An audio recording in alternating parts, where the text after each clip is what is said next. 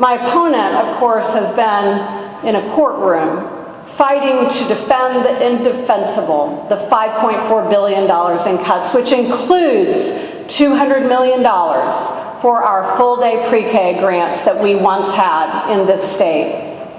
He finally, this past week, attempted to roll out his education plan. And he made what I think is a very feeble attempt to describe what his plan would do and why he's designed it the way that he has. And essentially, he's created a plan that picks and chooses which of our children succeed and which of them do not. Under his proposal, some children in some school districts would get some support for pre-K, but others would not. And under his proposal, some children in some school districts would get somewhat of a chance at a fair shot, but others would not. What is worse than denying someone, anyone, let alone a child, a fair shot at a good start? Look no further than the core of his plan: more standardized testing, and this time for 4-year-olds. One commentator recently called it baby star. That's exactly what he's talking about doing at a time when parents and students and educators are crying out from the relief of overburdensome testing. Greg Abbott is talking about imposing even more. And under the guise of quality, he calls for putting those tests first, not our kids. In his plan, his first assessment idea calls for another test for 4-year-olds. And if they don't pass the mark, they get the rug pulled out from under them. And now he's trying to pull the wool over everybody's eyes about what his plan includes. His campaign spokesman said that his pre-K plan, and I quote, does not impose more tests on 4-year-olds, and suggestions to the contrary are absurd. But that's not what the Texas press found.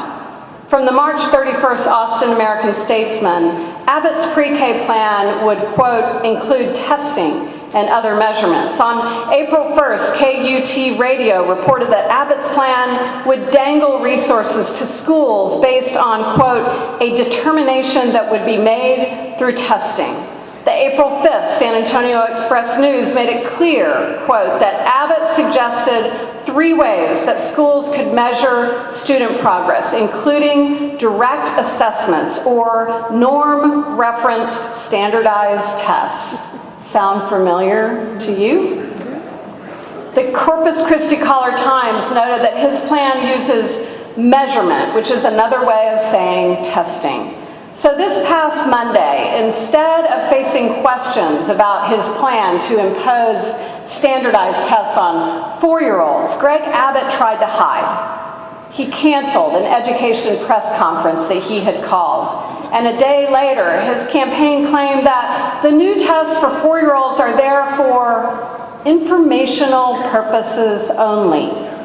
Yes, informational purposes only. So let's take a look at his plan, because I have the 26-page plan right here. And in 26 pages, his plan never uses the words informational purposes only. And the truth on his testing can be found on page 21, where he says, in order to equip the Commissioner of Education with the data necessary to properly evaluate pre-K programs, lawmakers should amend the Education Code to require school districts with pre-K programs to administer assessments at the beginning and end of the school year. And he talks specifically about direct assessments, norm-referenced standardized tests. We all know what that means. We all know what that means. And you can read it for yourself. And given how unpopular testing of our kids has been, I understand why he's now trying to back away from what his plan says. But informational purposes only? Really? You gotta do better than that. Did he cite fringe thinker Charles Murray in his plan for informational purposes only? Murray is famous for saying, and I quote, "Men have larger brains than women." Yes. And in an article entitled, "Where Are the Female Einsteins?" Murray claimed that, quote, "No women have been significant original thinkers in any of the world's great philosophical traditions." Well, I take exception to that. And I bet there are a lot of you in this room that take exception to that, too. We have all that we need to know about Greg Abbott through this plan. Picking and choosing